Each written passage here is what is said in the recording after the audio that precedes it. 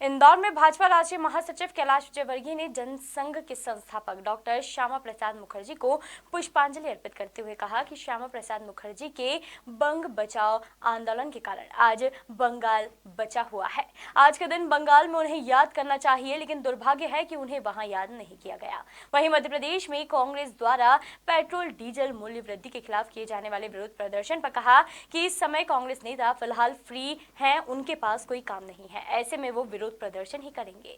मुखर्जी भारतीय जनसंघ के पहले अध्यक्ष थे और हम लोगों ने अपनी राजनीतिक यात्रा जनसंघ से प्रारंभ की है और जनसंघ के ज़माने से ही हमारा संकल्प था कि हमारी पार्टी देश के लिए, कुर्सी के लिए नहीं, और इसी बात को ध्यान में रखते हुए हमने हमेशा देश हित के निर्णय लिए।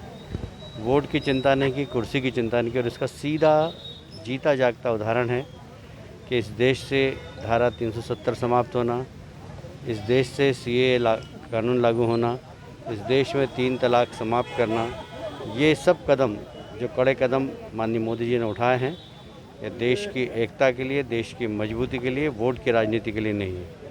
और आज का दिन डॉक्टर श्यामा प्रसाद मुखर्जी के पुण्य स्मरण का दिन है, क्योंकि आज के दिन ही जम्मू कश्मीर की जेलों में संदिग्ध परिस्थिति में उनकी मौत हुई थी और धारा 370 हटाने के लिए जो उन्होंने आंदोलन किया था, उस आंदोलन के बाद जम्मू कश्मीर की सरकार ने किन परिस्थिति में उनकी मौत हुई वो आज भी जांच का विषय है, पर उनका बलिदान व्यर्थ नहीं गया।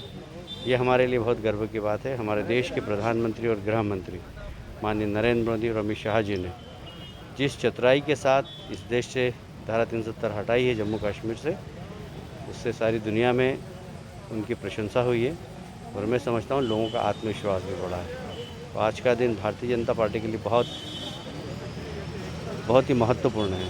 और दुर्भाग्य की बात है कि बंगाल, जहाँ के कि डॉक्टर श्यामा प्रसाद मुखर्जी हैं, और जो बंगाल यदि बचा है, आज बचा हुआ दिखाई दे रहा है। भारत विभाजन के वक्त जो बंगाल का विभाजन हुआ, जो बचा हुआ बंगाल है, वो बंग बचाओ आंदोलन के कारण जो डॉक्टर श्यामा प्रसाद मुखर्जी ने आंदोलन चलाया था बंगाल को बचाने के लिए, और ये पंजाब जो बचा है वो डॉक्टर श्यामा प्रसाद मुखर्जी के आंदोलन से ही बचा है। मैं समझता हूँ कि बंगाल को भी आज उनको याद करना था, बाकी वहाँ की सरकार ने डॉक्टर श्यामा प्रसाद मुखर्जी का स्मरण नहीं किया। मैं बंगाल सरकार की निंदा भी करता हूँ इस बात की। देखिए, बंगाल, कलकत्ता में जिस तरीके से स्वास्थ्य सेवाएं चरमरा गई, मुख्यमंत्री ममता जी ने इसको बहुत लापरवाही से लिया। यही कारण है कि वहाँ डेथ रेट सर्वाधिक है देश से। वहाँ स्वास्थ्य सेवाएं चरमराने से लोग कलकत्ता से उत्तर प्रदेश इलाज कराने जा रहे हैं। लगभग 10 से ज़्यादा प्राइवेट हॉस्पिटल के अंदर ताले लग गए।